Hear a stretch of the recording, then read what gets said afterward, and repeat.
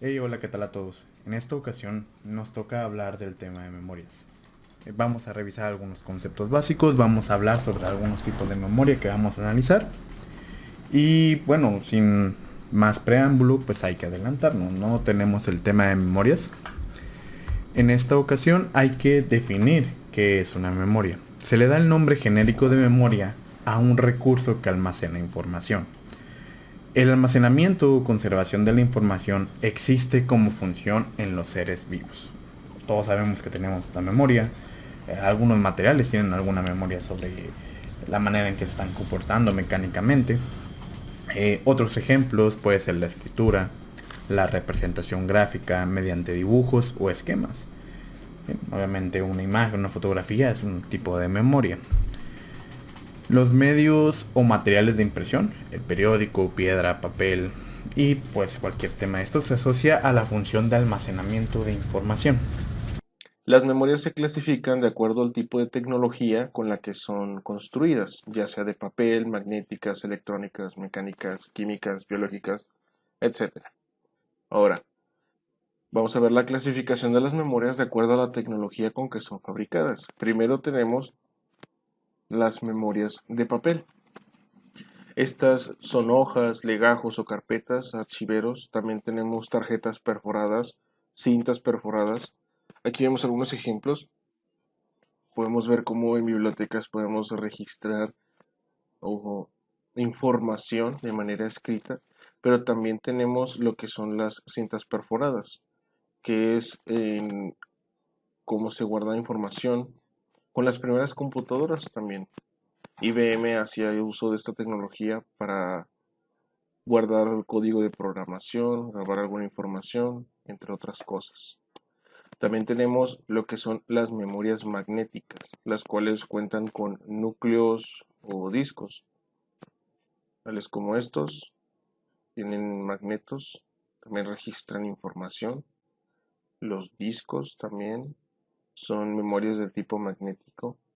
Vemos cómo estas registran de manera magnética información dentro de esta. Y bien sabemos nosotros hoy en día que esta es información utilizable. Aunque los disquetes ya no se utilizan, ni tampoco los cassettes, pero los CDs sí, aún así hoy en día se siguen utilizando. También tenemos las memorias electrónicas, las cuales son fabricadas a base de semiconductores. Tenemos algunas memorias, las cuales más adelante también vamos a analizar. ¿Han oído del concepto de memoria RAM, memoria ROM, que son utilizados en computadoras, PC gamers y cosas parecidas? Bueno, estas son las memorias electrónicas. También tenemos memorias mecánicas, las cuales son las cajas de música o candados de combinación. Tenemos algunas cajas de música que tienen registros mecánicos en los cuales se graba una secuencia y un tono. Esas son las cajas musicales. Y también tenemos los candados de secuencia, en los cuales tienen memorizados de manera mecánica un código con el cual se permite abrir el candado.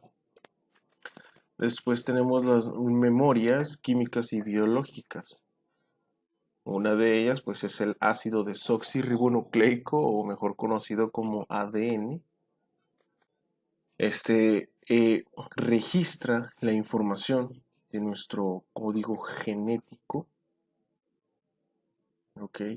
En el cual se dice que está registrado cómo estamos compuestos nosotros. Si copiamos nuestro ADN, podemos copiar la estructura de nuestro cuerpo y en sí podemos hacer un clon, básicamente. También tenemos que si son volátiles o no volátiles. Por ejemplo, los flip-flops, leches, registro de corrimiento, RAM, que significa Random Access Memory, son las memorias volátiles en las cuales nosotros tenemos la información contenida siempre y cuando estén energizadas. Si estas dejan de estar energizadas, pues se pierde la información por completo. También tenemos las memorias no volátiles, las memorias flash y las memorias ROM, son read only memory o memoria de solo lectura, las programables, las EEPROM y las EEPROM, ¿ok? ¿Qué son las electrically erasable? Que vendrían siendo nuestras memorias no volátiles, las cuales no necesitan ser energizadas para contener la información. Se podría decir que son un tanto permanentes. Bueno, vamos a hablar ahora de la memoria RAM, la memoria de acceso aleatorio o de lectura-escritura. El dispositivo consiste en un apilamiento de lugares o localidades de memoria que permiten el almacenamiento de datos organizados por palabras de uno o más bits. El acceso de cada localidad requiere del mismo procedimiento y tiempo, a diferencia de un registro de corrimiento. Tenemos una tabla de palabras por bit contra lo que vendría siendo nuestra memoria, la cual tiene una entrada, salidas y un clock o reloj. La celda RAM. Independientemente de la configuración interna de la celda, la cantidad y el tipo de transistores, ya sean bipolar o de efecto de campo, la operación de la celda de memoria RAM es semejante a un flip-flop del tipo D. Tiene una entrada y una salida de datos, una línea para habilitación de operación y una línea de permisos de lectura o escritura. Tenemos la línea de datos de entrada de la celda RAM, la línea de salida, una línea de habilitación y una línea de permiso de lectura-escritura. Aquí tenemos la tabla de la verdad. ¿Ok? Y esto sería el diagrama. Ahora, estos serían los equivalentes, el diagrama eléctrico equivalente, este tipo de celdas. Como podemos ver, es un poco sencillo, no es tan complejo.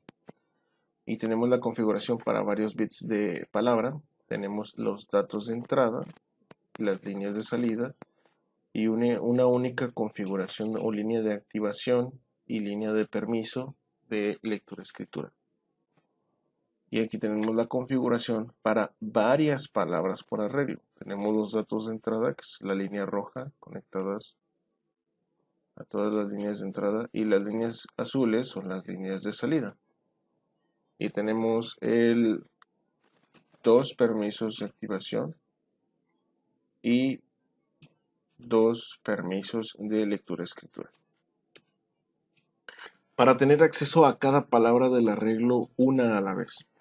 Tenemos el decoder de dirección, las líneas de dirección A0, A1, A2, A3 y el accionador o Trouble de este decoder, que también puede funcionar como un demultiplexor. Tenemos la salida WE0, E1, E2, E3. Tenemos el arreglo anterior y cómo este puede ser activado una a la vez con este decoder. Tenemos un arreglo para una RAM de 16 palabras por 4 bits, lo cual significa que son 16 palabras de 4 bits cada una. Tenemos también un decoder de dirección, las entradas, las salidas, cada una con su buffer. Tenemos el arreglo de celdas RAM de 64 palabras de 4 bits, perdón, 16 palabras de 4 bits. Y las líneas de acción A0, A1, A2, A3. Y tenemos también lo que es la línea de acción o de activamiento y el permiso de lectura-escritura. Aquí tenemos el diagrama eléctrico y cómo está compuesto de compuertas y flip-flops, lo que vendría siendo el 7489. Ok, vamos con una prueba de un ramp en el laboratorio. El concepto de direccionamiento, volatilidad y escritura-lectura. Vamos a energizar lo que es el permiso de direccionamiento para leer. Para leer, primero el permiso de lectura tiene que estar en estado alto. Para activar las líneas de dirección, vamos a direccionar y monitorear las salidas. Este arreglo de 64 palabras de 4 bits, tenemos 4 entradas, líneas de acción Tenemos el permiso de activamiento y el permiso de lectura-escritura y las salidas. Esto es simplemente para leer. Vamos a energizar el permiso de accionamiento. Va a estar en estado bajo, low, es decir, va a haber un 0 aquí. Para leer el permiso RW, que es read, write, que significa lectura-escritura, debe estar en estado alto. Debe haber un 1 lógico a la entrada para activar las líneas de dirección y así podremos monitorear la salida. ¿Ok? Eso es para leer. Para escribir, el permiso de accionamiento debe estar en estado alto, H. Para direccionar, colocar datos en entradas, activar escrituras momentáneamente, debemos de ponerlo en estado bajo, es decir, en 0. Vamos a probar la volatilidad. Una vez cargados varios datos, hay que desenergizar y regresar a leer. Ok, ahora vamos a hablar de la memoria RAM. Read Only Memory, o memoria de solo lectura o solo para leer. El dispositivo consiste en un apilamiento de lugares o localidades de memoria que permiten el almacenamiento de datos organizados por palabras de uno o más bits. A diferencia del RAM, el ROM mantiene la información al desenergizar, motivo por el cual se le llama memoria no volátil. El ROM puede ser entendido como un dispositivo que almacena una tabla de datos. Tenemos la palabra y el bit contenido en dicha palabra. Estos serían datos no volátiles. Muy bien. La celda ROM, independientemente de la configuración interna de la celda, la cantidad y el tipo de transistores, ya sea bipolar o de efecto de campo, la operación de la celda de memoria ROM se puede interpretar como un dispositivo que entrega a su salida en forma no volátil, permanente o semipermanente, un nivel lógico, ya sea alto o bajo, es decir, 1 o 0 lógico. No tiene entradas de datos ni líneas de permiso de lectura-escritura, solo tiene una salida de datos y una línea para habilitación de operación. A diferencia de la RAM, que vemos era parecido a un flip-flop de tipo D con una entrada, una salida, un permiso de acción y un permiso de lectura o escritura, la ROM simplemente tiene una salida de datos, ya sea 1 o 0, y una línea de habilitación de operación. Tenemos el arreglo para una ROM de 16 palabras de 4 bits. Para esto podemos hacer uso de los integrados 2764, 27128 y el 2816. Tenemos aquí en este arreglo 4 líneas de dirección. Tenemos la línea de activación de operación, el buffer de dirección y el decoder de dirección. Tenemos el arreglo de celdas ROM de 64 palabras de 4 bits, un buffer de salida y al final las salidas de este arreglo. Tenemos por ejemplo el 2764, el cual es una memoria ROM, como habíamos visto. También tenemos el 27128, que es una memoria ROM. Aquí tenemos la hoja de especificación de datos o datasheet. También tenemos lo que es el 2816, el cual es otra memoria ROM. Ahora vamos a ver lo que es el dimensionamiento de memoria. Se le llama dimensionamiento, configuración o tamaño de una memoria a un parámetro consistente en el número de palabras por el número de bits. Por ejemplo, el 7489 es un RAM cuya dimensión es de 16 palabras de 4 bits. Debido al decodificador, la dirección existente Debido al decodificador de dirección, existe una relación entre el número de líneas de dirección y el número de palabras, igual a 2 a la n líneas de dirección. En este caso, vemos que 2 elevado a 10 es igual a 1024, lo cual es igual a 1 kilo. Un kilobit son 1024 bits. Y un kilobyte son 1024 palabras por 8 bits.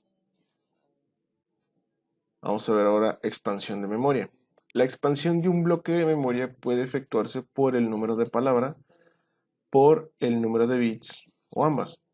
El procedimiento consiste en establecer el bloque deseado, indicar las líneas de dirección, control y datos partiendo de un bloque básico. Elaborar un mapa de memoria para asignar las líneas selectoras de bloque y palabra. Representar el bloque final mediante un diagrama esquemático. Vamos a ver el siguiente problema. Vamos a efectuar la expansión de una RAM de 16 palabras por 4 bits a un bloque de 64 palabras por 4 bits. Tenemos el dispositivo base, el cual es un arreglo de 16 palabras por 4 bits con 4 entradas y 4 líneas de activación, 4 salidas, una línea de permiso de procesamiento y otra línea de permiso de lectura o escritura.